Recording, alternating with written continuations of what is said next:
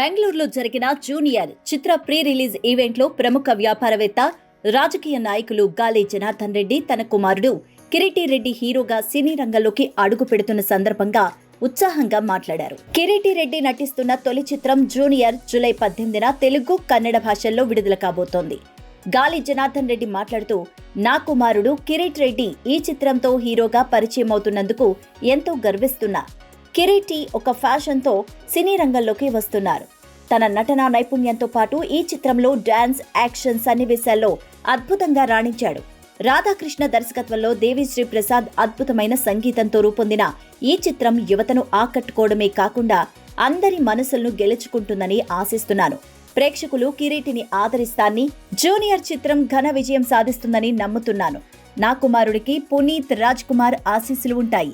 James cinema సమయంలో పునీత్తో కిరీటి విలువైన సమయాన్ని గడిపారు అంటూ వివరించుకొచ్చారు.